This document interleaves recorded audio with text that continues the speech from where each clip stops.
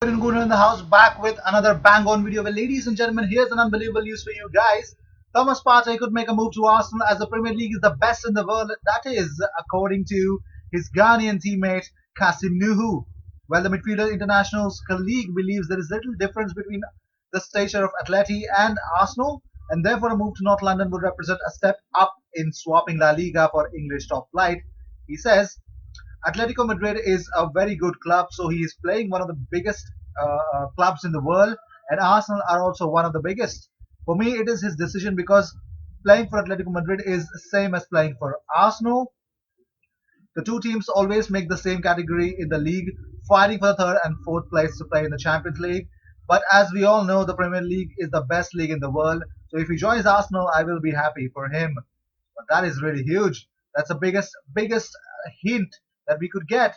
But moving on, well, there is no sense of rush for Patrick Vieira as he continues his coaching career following his links to Arsenal.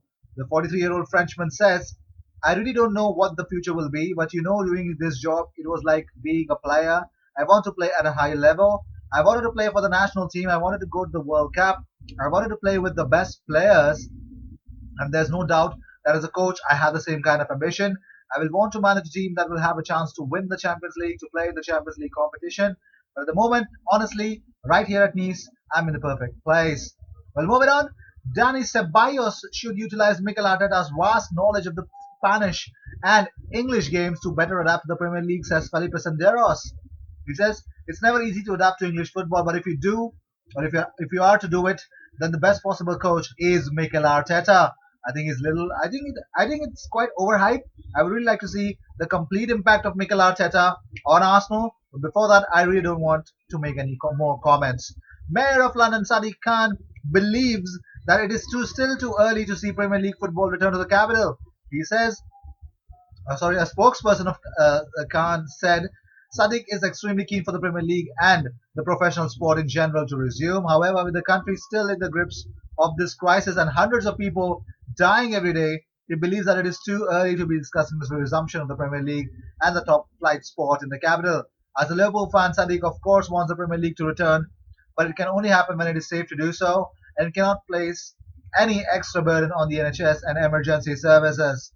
Pierre Mertesacker believes Mikel Arteta is capable of leading Arsenal back to the glory days. He says, his leadership is fantastic and I felt it myself just being vice captain and learning from him how to handle situations, how to man up, be the captain and show it, but as well to have the empathy and the feeling for people. I learned a lot from him, and I can only say that our working relationship is great and our personal relationship is great. So I can see a fantastic future for us. Well, Felipe Senderos believes Thierry Henry was in a class of his own while at Arsenal. He says Henry in those years was on another level. However, the one who saw the game the clearest was Cesc Fabregas. He played with us like he was a child playing in the garden of his house. And he also praised Arsene Wenger for revolutionizing English football. And that is huge, isn't it?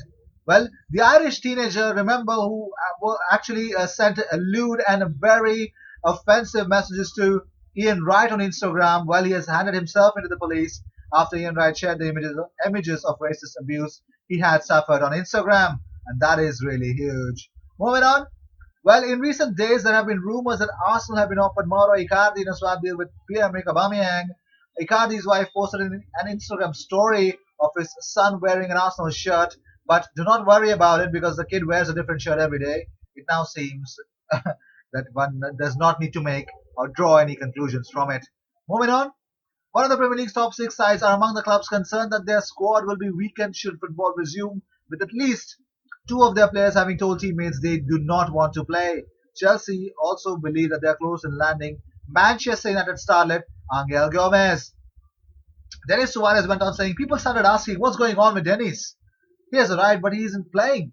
In Spain, when you have an injury or a problem, the club puts out a statement for the press. In England, it's very different. Injuries seems more like a secret.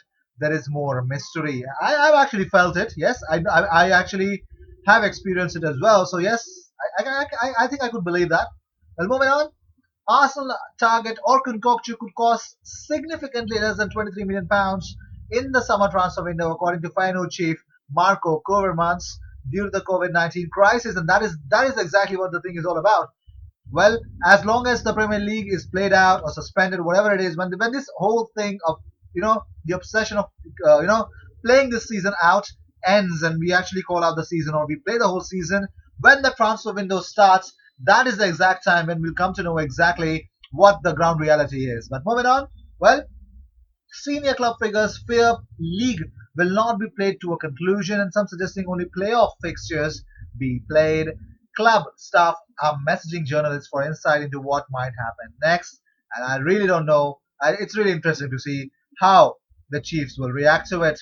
The Premier League stars, reluctant to start the season, have been told to consider their own financial futures. A number of players have voiced their concerns over safety, and at least one representative from each club, either the captain or the PFA delegate, or in a number of cases both, will dial into today's call ahead of a proposed June 12th restart.